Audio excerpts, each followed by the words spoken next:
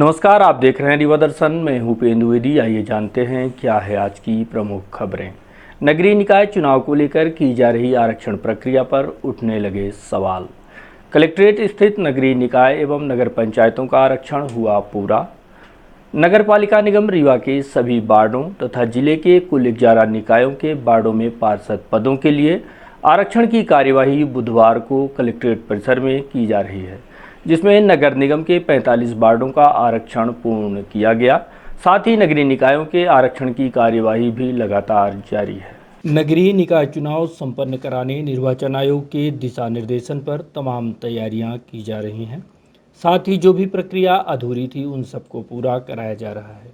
इसी तारतम्य में रीवा कलेक्ट्रेट परिसर के वार्डों में आरक्षण की प्रक्रिया आरंभ की गई। नगर निगम रीवा के 45 वार्डों की आरक्षण प्रक्रिया पूरी कर ली गई है। नगर निगम के 45 वार्डों में 17 वार्ड आरक्षित हुए हैं, बाकी अनारक्षित हैं। वहीं नगरीय निकाय के वार्डों में भी आरक्षण की प्रक्रिया कलेक्ट्रेट परिसर में चल रही है, जिसमें कुछ निकायों में आरक्षण की प्रक्रिया को अंतिम रूप दिया गया है।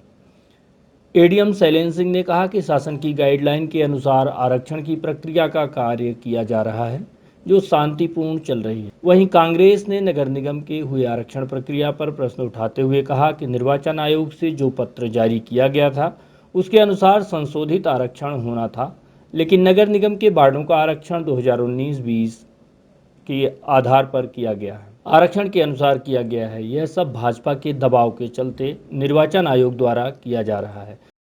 ये बीजेपी सरकार जो है मात्र जनता को बेवकूफ़ बना रही है। निर्वाचन आयोग के निर्देशानुसार, मंशानुसार हमें नहीं लगता कि रीवा जिले में निष्पक्ष चुनाव होगा, क्योंकि जिला निर्वाचन अधिकारी द्वारा राजनीतिक दलों को जो पत्र दिए गए थे उसमें लेख किया गया था कि दिनांक 25/5/22 को आगामी निर्वाचन हेतु निम्नलिखित तिथियों में संशोधित, मतलब जो आरक्षण प्रक्रिया उसको संशोधित करते हुए आरक्षण किया जाएगा।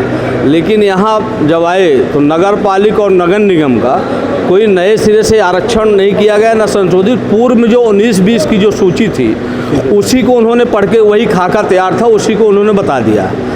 इस तरह से कार्यवाही से स्पष्ट दिखता है कि भाजपा सरकार के इशारे पर पूर्णतः जिला निर्वाचन अधिकारी मनमानी तरीके से ये चुनाव कराना चाहते हैं, जिसमें हमें नहीं लगता कि निष्पक्ष चुनाव हो पाएगा। अब इस पे आगे आपकी तरफ से क्या? राष्ट्रवादी कांग्रेस पार्टी इस तरह से जो निर्वाचन की प्रक्रिया चल रही है उसकी घोर निंदा करती है और इस संबंध में राज्य निर्वाचन आयोग को पत्र लिखकर इसका विरोध किया जाएगा। वहीं पूर्व नगर पंचायत अध्यक्ष ने चल रही आरक्षण की प्रक्रिया को बढ़िया बताया। उन्होंने बताया कि सब कुछ बदलाव हुआ है। ओबीसी की एक सीट कम हुई है और एक महिला सीट भी कम हुई है। कुछ वार्ड महिला से पुरुष हो गए तो कुछ सामान्य। माननीय सुप्रीम कोर्ट का आदेश है और उसके हिसाब से ही स्थानीय प्रशासन ने माननीय कलेक्टर साहब के नेतृत्व में जो आरक्षण की प्रक्रिया है, मैं उससे संतुष्ट हूँ, कोई दिक्कत नहीं। क्या कुछ बदलाव हुआ इस बार? थोड़ा सा बदलाव हुआ है। माननीय सुप्रीम कोर्ट के आदेशानुसार 50% से ज़्यादा आरक्षण नहीं होना चाहिए और उस हिसाब से नगर परिषद गोविंदगढ़ में ओबीसी की एक सीट कम हुई है। 2020 का आरक्षण तो वही आरक्षण चल रहा है क्या? नहीं, 2020 के आरक्षण में और इस बार के आरक्षण में थोड़ा सा अंतर आया है। पहली बात तो ये है कि एक सीट ओबीसी की कम हुई है और एक सीट महिलाओं की भी कम हुई है। पिछली बार 15 वार्डों में से 8 वार्ड महिला वार्ड थे और इस बार केवल 7 वार्ड महिला वार्ड हुए हैं। इसी तरह पिछली बार ओबीसी की 4 सीटें थी, इस बार 3 सीटें हैं। ये अंतर आया, बाकी लगभग कोई बड़ा परिवर्तन नहीं हुआ है। कुछ वार्ड हैं जो महिला थे वो पुरुष हो गए हैं। सबसे ज़्यादा खुशी सामान्य वर्ग के लोगों को इसमें है कि जो उनका वार्ड ओबीसी था और इस बार चक्रानुक्रम में सामान्य हो गया है। नाम और क्या नाम है? राजेश कुमार गुप्ता, नगर परिषद गोविंदगढ़ का पूर्व अध्यक्ष हूँ। जबकि अपर कलेक्टर शैलेंद्र सिंह ने लगाए गए आरोपों को सिरे से खारिज करते हुए कहा है कि आरक्षण प्रक्रिया निर्वाचन आयोग द्वारा शासन के दिशा निर्देशों पर की गई है। इसमें किसी तरह का कोई भेदभाव नहीं किया गया। देखिए, नगरीय निकायों के समस्त जो हमारी अर्बन लोकल बॉडीज़ हैं और ग्राम पंचायतों के पंच, सरपंच, जनपद सदस्यों का आरक्षण किया गया था। तो इस आरक्षण में हम लोगों ने जो शासन के निर्देश आए थे समय समय पर उनका पालन करते हुए किया है। नगरीय क्षेत्रों के आरक्षण में कुछ नगर निगम रीवा और कुछ अन्य वार्डों में, क्योंकि जैसा माननीय पिछड़ा वर्ग आयोग का निर्देश था, माननीय सर्वोच्च न्यायालय का निर्णय था, उसके अनुरूप पहले से सारी प्रक्रियाएं पूर्ण थी, तो उनको हस्तक्षेप नहीं किया गया है। ऐसी 2 नगर पंचायत, 1 नगर निगम है और शेष में फिर उसी प्रक्रिया के अनुसार जिस जो शासन के निर्देश से आरक्षण कार्रवाई की गई है। इसके अतिरिक्त अपनी पूरी जनपद पंचायतों के सभी के आरक्षण की कार्रवाई बाहर की जा रही है। इसमें जनपद सदस्यों का आरक्षण, सरपंचों का आरक्षण, पंचों का आरक्षण वगैरह की कार्रवाई हो रही है और सभी कार्रवाई जो शासन निर्देश है उसके अनुसार की जा रही है। जिला पंचायत रीवा के वार्डों का आरक्षण भी संपन्न हुआ। पंचायत राज संस्थाओं के निर्वाचन के लिए राज्य निर्वाचन आयोग के निर्देशों के अनुसार जिला पंचायत रीवा के वार्डों के आरक्षण की प्रक्रिया कलेक्ट्रेट परिसर में पूरी की गई। प्राधिकृत अधिकारी कलेक्टर एवं जिला निर्वाचन अधिकारी मनोज पुष्प ने आरक्षण की प्रक्रिया संपन्न कराई है। जिला पंचायत रीवा के कुल 32 वार्डों में से अनुसूचित जाति वर्ग के लिए वार्ड क्रमांक 3, वार्ड क्रमांक 8, वार्ड क्रमांक 13, वार्ड क्रमांक 24 तथा वार्ड क्रमांक 29 निर्धारित किए गए हैं। इसमें अनुसूचित जाति महिला के लिए वार्ड क्रमांक 8, वार्ड क्रमांक 24 तथा वार्ड क्रमांक 29 आरक्षित रहेंगे। इसी तरह से अनुसूचित जनजाति वर्ग के लिए वार्ड क्रमांक 1, वार्ड क्रमांक 20, वार्ड क्रमांक 23, वार्ड क्रमांक 31 तथा वार्ड क्रमांक 32 निर्धारित हुए हैं।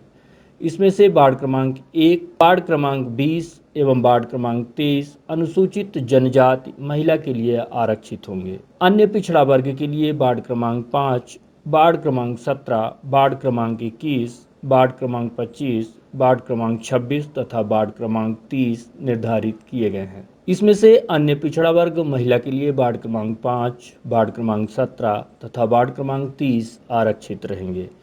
जिला पंचायत में अनारक्षित वर्ग के वार्ड क्रमांक 2, वार्ड क्रमांक 4, वार्ड क्रमांक 6, वार्ड क्रमांक 7, वार्ड क्रमांक 9, वार्ड क्रमांक 10, वार्ड क्रमांक 11 एवं 12, 14, 15, 16, 18, 19, 22, 27, 28 रहेंगे। इसमें से अनारक्षित महिला के लिए वार्ड क्रमांक 2, वार्ड क्रमांक 4, वार्ड क्रमांक 7, वार्ड क्रमांक 9, वार्ड क्रमांक 10, वार्ड क्रमांक 11 तथा वार्ड क्रमांक 14 एवं वार्ड क्रमांक 22 निर्धारित किए गए हैं।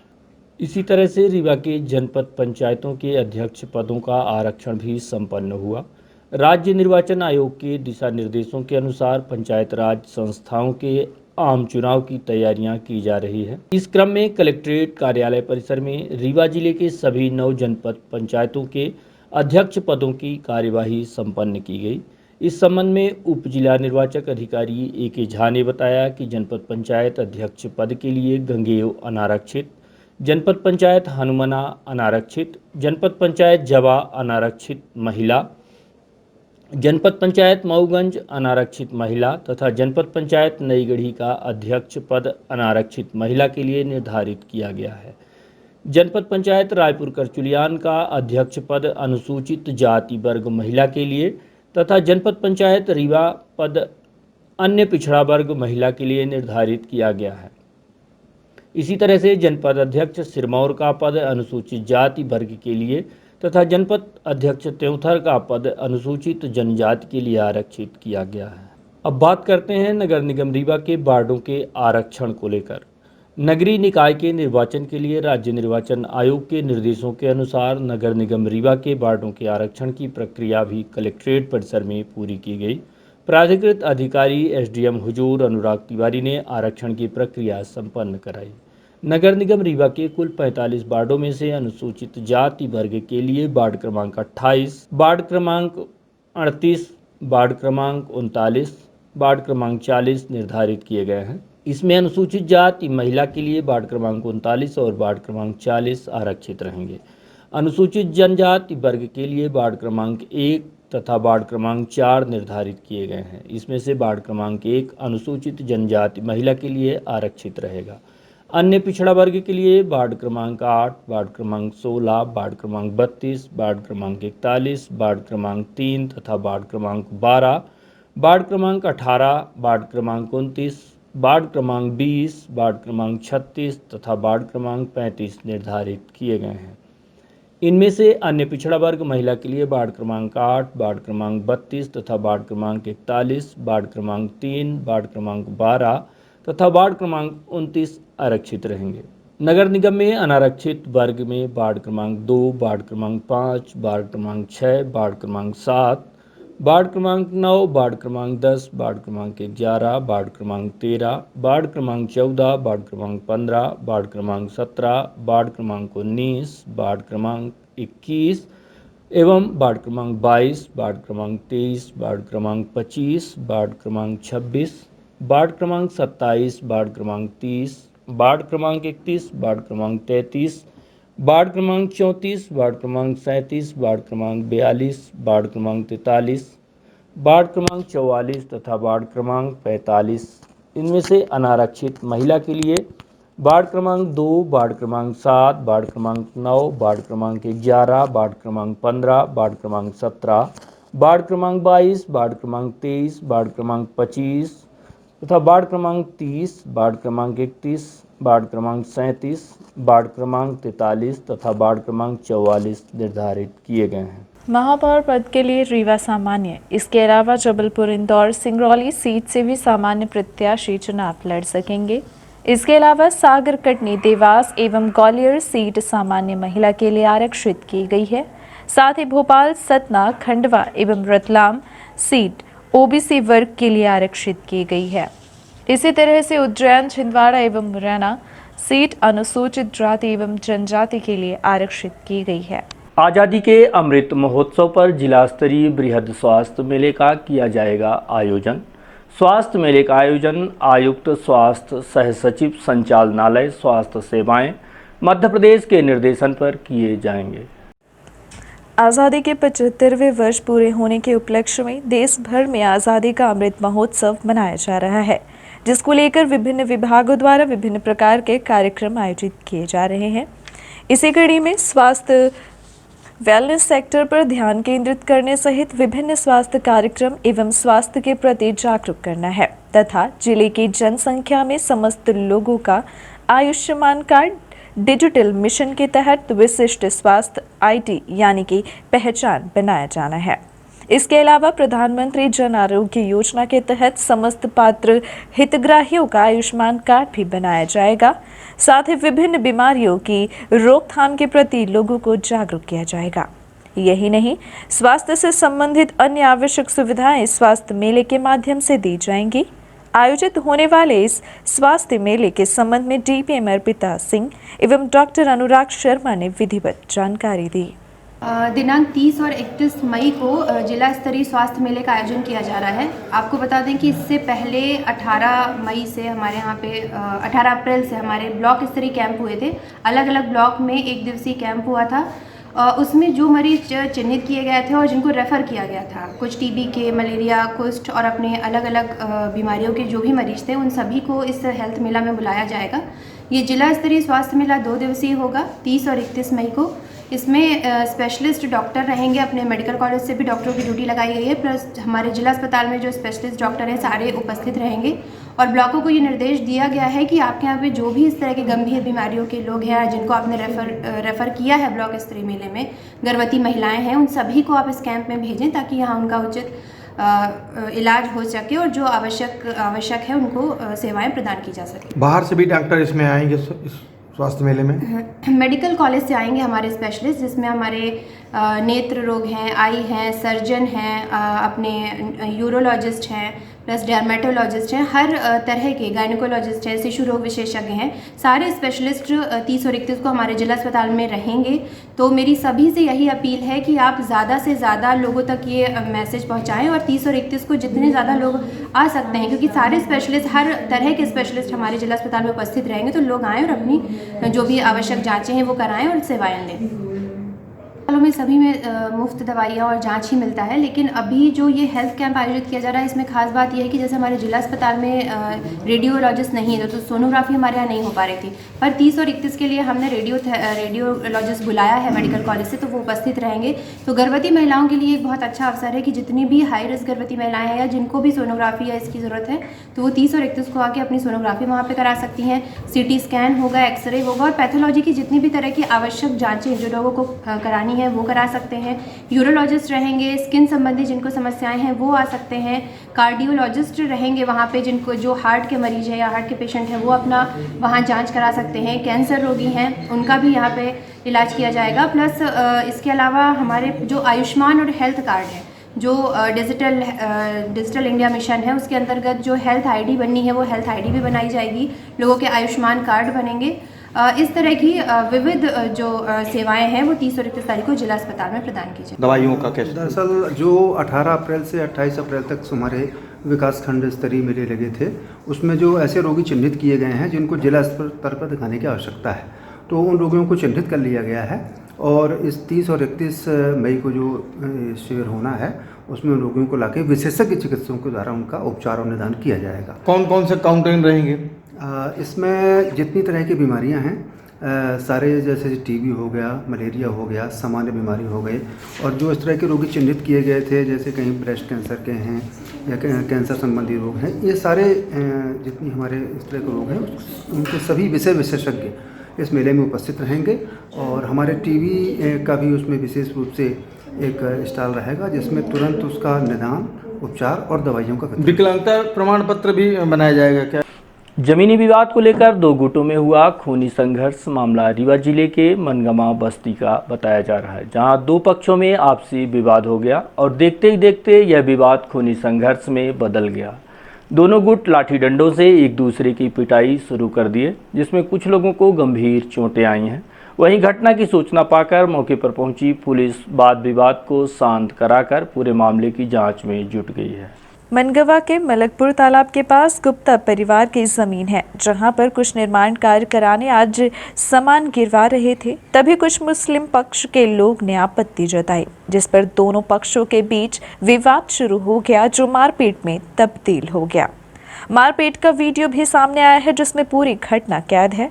वहीं घटना की सूचना पर पहुंची पुलिस ने विवाद शांत कराया और दोनों ही पक्षों को थाने लाकर आगामी कार्यवाही कर रही है। कि मनगांव बस्ती का मामला है ये, एक गुप्ता जी की ज़मीन है तालाब की मेड़ के नीचे, वहीं से लगा हुआ कुछ ईदगाह, मज़ार और मस्जिद का एरिया भी है।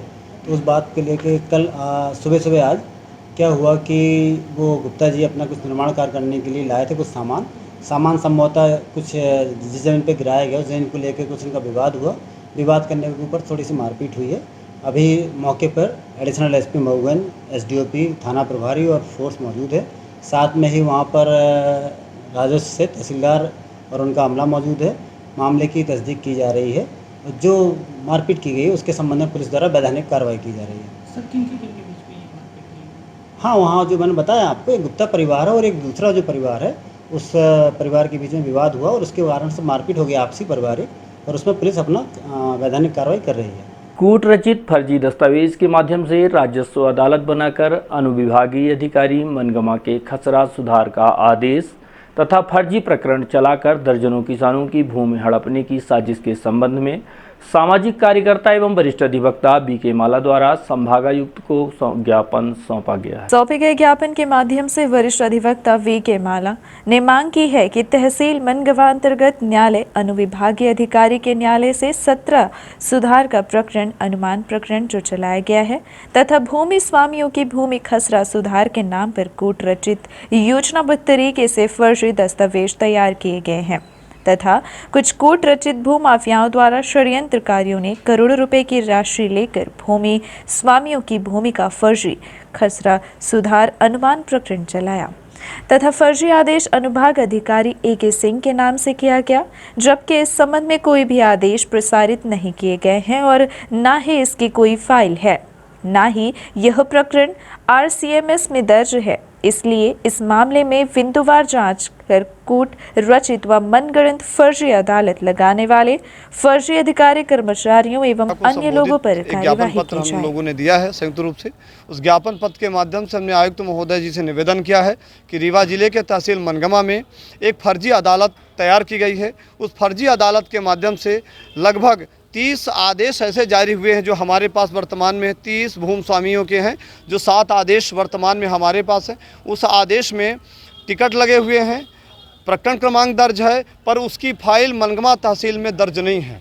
वो इस्तलावी के लिए संबंधित हल्का पटवारी के पास वो रिकॉर्ड जा चुके हैं। पटवारी ने उसकी तफ्तीश करनी शुरू कर दी है और उसमें कई भिन्नताएं पाए जाने के संदर्भ में मार्गदर्शन भी चाहा गया है। परंतु जो वर्तमान में हम लोगों के पास आदेश प्राप्त हुए हैं वह आदेश फर्जी हैं।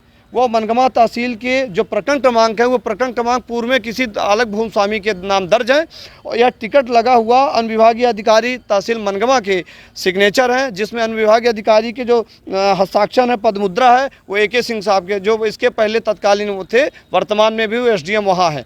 और यह लोक सेवा केंद्र, साथ में कार्यालय के अधिकारी, कर्मचारी और कुछ दलाल मिलके लगभग, ये तो हमारे पास जो पुष्टि रूपी आदेश हैं वो 7 आदेश हैं। इस प्रकार के सैकड़ों आदेश की संभावनाओं से इनकार नहीं किया जा सकता। यानी कहा जा सकता है कि निजी भूमि स्वामी कई करोड़ की संपत्ति, बेशकीमती भूमि को, ये जो हमारे इर्द गिर्द दिख रहे हैं, सामने दृष्टिगोचर हो रहे हैं, ये भूमि स्वामी हैं। इनकी भूमि को बिना इनके सुने एक आदेश जारी हो गया। जब इस्तलावी होने लगी, इसकी जानकारी लोगों को होने लगी, तो अपने अपने हल्का पटवारियों से लोगों ने बात की, पता लगाया तो फर्जी आदेश पूरा घूम रहा है, इस्तलावी के लिए जा रहा है। इस प्रकार पूरे मनगमा तहसील में इस प्रकार के फर्जी कूटरचित मनगणन दस्तावेज तैयार है। यानी शनिवार रविवार को एक अदालत तैयार की जाती है, वह अदालत तैयार करके लोगों का रिकॉर्ड दुरुस्त किए जाते हैं, फर्जीवाड़ा किया जाता है और इसके आधार में करोड़ों की संपत्ति बेशकीमती बेची जाती है। आज ये जो जितने भूमि स्वामी दिख रहे हैं, तड़प रहे हैं, इनके माध्यम से आयुक्त महोदय का ध्यान आकृष्ट कराया गया है और जांच की मांग की गई है और संबंधित व्यक्तियों के विरुद्ध आपराधिक प्रकरण पंजीबद्ध करने का आग्रह किया गया है। भाजपा युवा मोर्चा द्वारा आयोजित की गई भाषण प्रतियोगिता का आयोजन भाजपा कार्यालय अटल कुंज में किया गया, जिसमें संभाग भर के युवा प्रतिभागियों ने भाग लिया। प्रतियोगिता में तकरीबन 40 प्रतिभागी शामिल हुए, जिसमें 10 सदस्य चयनित किए गए हैं। इस प्रतियोगिता में रीवा, सीधी, सतना, सिंगरौली के युवाओं ने भाग लिया। इस अवसर पर भारतीय जनता पार्टी कार्यालय में पंडित दीनदयाल एवं श्यामा प्रसाद मुखर्जी और कुशाभाऊ ठाकरे की प्रतिमा पर माल्यार्पण कर दीप प्रज्वलित कर कार्यक्रम का शुभारंभ किया गया। इस अवसर पर संभाग भर से आए युवा एवं युवतियों ने यहां पर भजन माला प्रयुक्त का प्रदर्शन किया। प्रदर्शन में यूथ कनेक्ट अभियान पर व्याख्यान माला का विषय रखे गए। इस देश में नव भारत युवाओं की भूमिका, पर्यावरण, आपातकाल, 1975, नई शिक्षा नीति, स्टार्टअप इंडिया, आत्मीय व्यवहार, आज़ादी का अमृत महोत्सव, निर्माता अम्बेडकर जी पर महिला सशक्तिकरण, योग्य एवं अध्यक्ष आधारित भाषण माला प्रतियोगिता आयोजित की गई। नीम चौराहे के समीप हुई मारपीट वीडियो वायरल। मारपीट करने वाले आरोपियों को विश्वविद्यालय पुलिस ने किया गिरफ्तार। मामला विश्वविद्यालय थाना क्षेत्र अंतर्गत नीम चौराहे के समीप का बताया जा रहा है, जहां एक व्यक्ति से मारपीट करने वाले आरोपियों को विश्वविद्यालय पुलिस ने गिरफ्तार कर लिया है। जानकारी के मुताबिक 25 मई की सुबह करीबन 8 बजे नीम चौराहे के पास कुछ व्यक्तियों द्वारा एक व्यक्ति के साथ लाठी डंडे से मारपीट करने का वीडियो वायरल हुआ था। इस मामले में विश्वविद्यालय थाना प्रभारी JP पटेल द्वारा तत्काल पीड़ित शिवेंद्र कुमार गुप्ता की रिपोर्ट के आधार पर मामले को गंभीरता से लेते हुए आरोपियों के विरुद्ध मामला पंजीबद्ध किया गया एवं आरोपियों की धरपकड़ हेतु तुरंत पुलिस टीम गठित की गई एवं कुछ ही घंटों के अंदर 3 आरोपियों को गिरफ्तार कर लिया गया, जिसमें नीरज साकेत, सूरज साकेत, सीमा साकेत शामिल हैं। पकड़े गए तीनों आरोपी नीम चौराहा बोदाबाग के समीप रहने वाले हैं, जिन्हें गिरफ्तार कर लिया गया है। आरोपियों के विरुद्ध नियमानुसार कार्यवाही की जा रही है। वहीं थाना प्रभारी JP पटेल ने बताया कि क्षेत्र में इस तरह की घटना को अंजाम देने वाले हर अपराधी के विरुद्ध सख्त से सख्त कार्यवाही की जाएगी। नीम चौराहा पे जो है 2 लोग वहाँ पे सब्जी का ठेला लगाते हैं। एक साकेत परिवार है, एक गुप्ता परिवार है।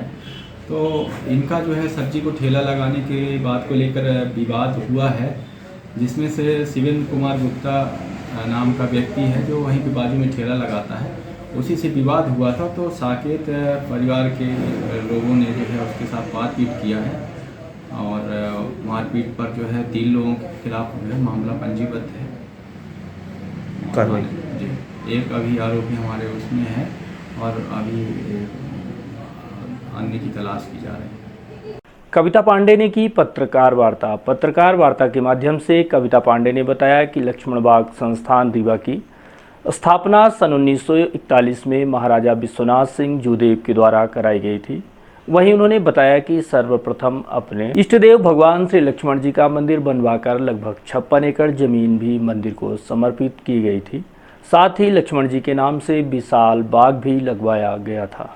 अनंतर अंतिम महाराजा हिट हाइनेंस मार्तन सिंह जुदेव तक उनके वंशजों ने लक्ष्मण बाग संस्थान तथा तत्कालीन रीवा राज्य एवं पूरे भारत के प्रमुख तीर्थ स्थानों में विशाल मंदिर बनवाकर संपत्ति भूमि भवन समर्पित करते हुए सभी को लक्ष्मण बाग संस्थान के अधीन किया। लक्ष्मण बाग संस्थान से संबंधित कुल 73 मंदिर तथा 684 एकड़ 10 डिसमिल जमीन व कई बड़े तालाब और बगीचे हैं। यही नहीं, अरबों रुपए की चल संपत्ति, सोने चांदी के जेवरात एवं खाते में नकदी भी है। राज्य विलय के बाद संस्थान कुछ समय तक विंध्य प्रदेश सरकार के धर्मस्व विभाग के अधीन रहा। सन 1954 में लक्ष्मण बाग संस्थान के महंत और भारत सरकार के निर्देशानुसार विंध्य प्रदेश सरकार के साथ हुए अनुबंध के अनुसार संस्थान की समूची संपत्ति देश एवं प्रदेश के मठ मंदिर आदि समस्त चल अचल संपत्ति लक्ष्मण को सौंप दी गई। संस्थान तथा संस्थान से संबंधित सभी मंदिरों में पूर्व से चली आ रही परंपराओं के विस्तार, संचालन तथा संपत्तियों के संरक्षण के लिए महंत की अध्यक्षता में राज्य ने समिति का गठन किया, जिसमें जिलाध्यक्ष को पदेन सचिव बनाया। तब से सन 2005 तक संस्थान की व्यवस्था यथावत चलती रही। यद्यपि राज्य एवं राज्य के बाहर के कुछ मंदिरों की भूमियों को पुजारियों तथा अन्य लोगों ने अपने व्यक्तिगत अधिकार में भी कर लिया, जिनके संबंध में न्यायालय में वॉच प्रकरण चल रहा है, किंतु मूल स्थान लक्ष्मण बाग संस्थान के मठ मंदिर परिसर का विशाल बाग 56 एकड़ पूर्ण रूपेण सुरक्षित रहा। सनातन धर्मावलंबियों का गुरुद्वारा चारों धाम में से एक बद्रीनाथ गढ़वाल में रामानुजकोट भगवान बद्री विशाल विराजे हैं। लक्ष्मण बाग संस्थान के वहां पर 25 डिसमिल जमीन बद्री विशाल जी के मंदिर के बिल्कुल बाहर है। सौभाग्य की बात है कि लक्ष्मण बाग संस्थान के महत्व पुजारियों को सदा से ही भगवान बद्री विशाल का श्रृंगार अधिकार प्राप्त है, जिसके तहत लक्ष्मण बाग संस्थान के पुजारीगण भगवान की सेवा अर्चना पूजन करते हैं। लक्ष्मण बाग रीवा की भूमि जो कि बद्रीनाथ में थी, उस भूमि को विक्रय अधिग्रहण होने से लक्ष्मण बाग रीवा का महत्व पूर्ण रूपेण समाप्त हो जाएगा। आज एक महत्वपूर्ण विषय पर चर्चा हेतु मैंने आप सबको आमंत्रित किया है। आप सब जानते हैं कि चारों धाम हमारे हिंदू धर्म सनातन धर्मावलंबियों के लिए गुरुद्वारा है और हमारे जीवन की एक इच्छा होती है कि हम अपने जीवन काल में ही अपने चारों धाम की यात्रा करें और भगवान बद्री विशाल की तो जरूर दर्शन करें, पुण्य कमाएं। और साथ ही हमारी यहाँ तक इच्छा होती है हमारे सनातन धर्मावलंबियों की, हिंदू धर्मावलंबियों की, कि हो सके तो बद्री विशाल जब हम दर्शन करने जाए तो हमारा वहीं पे मोक्ष हो जाए और भगवान अपनी शरण में हमें ले लें। और मुझे कहते हुए दुख हो रहा है कि यहाँ की जो रीवा जिले की भारतीय जनता पार्टी की सरकार है, सांसद विधायक हैं, मंत्री हैं, इनके द्वारा जो बद्री विशाल में लक्ष्मण बाग संस्थान की ज़मीन थी उसको बेच दिया गया है। इसकी मैं कहानी में पीछे जाती हूँ और आपसे बता रही हूँ कि सन लक्ष्मण बाग संस्थान रीवा की स्थापना सन 1841 में तत्कालीन रीवा महाराजा विश्वनाथ जूदेव ने कराई थी और सर्वप्रथम अपने इष्ट देव भगवान श्री लक्ष्मण जी का मंदिर बनाकर उनसे संलग्न लगभग 56 एकड़ जमीन मंदिर को समर्पित कर लक्ष्मण बाग संस्थान के नाम से एक विशाल बाग लगवाया जो रीवा में अभी भी है। उसके बाद अंतिम महाराजा हिज हाइनेस मार्तंड सिंह जूदेव तथा उनके वंशजों ने लक्ष्मण बाग संस्थान तथा तत्कालीन रीवा राज्य एवं पूरे भारत के प्रमुख तीर्थ स्थानों में विशाल मंदिर बनवाकर संपत्ति भूमि भवन समर्पित करते हुए सभी को लक्ष्मण बाग संस्थान के अधीन किया। लक्ष्मण बाग संस्थान के से संबंधित कुल 73 मंदिर हैं। उसके अंदर में 684 एकड़ 10 डिसमिल जमीन है, कई बड़े तालाब बगीचे तथा अरबों रुपए की चल अचल संपत्ति जेवरात एवं नकदी है। राज्य विलय के बाद संस्थान कुछ समय तक विंध्य प्रदेश सरकार के धर्मस्व विभाग के अधीन रहा। सन 1954 में लक्ष्मण बाग संस्थान के महंत और भारत सरकार के निर्देशानुसार विंध्य प्रदेश सरकार के साथ हुए अनुबंध के अनुसार संस्थान की समूची संपत्ति देश एवं प्रदेश के मठ मंदिर आदि चल। तो ये थी आज की प्रमुख खबरें। देखते रहिए रीवा दर्शन। दीजिए हमें इजाजत। नमस्कार।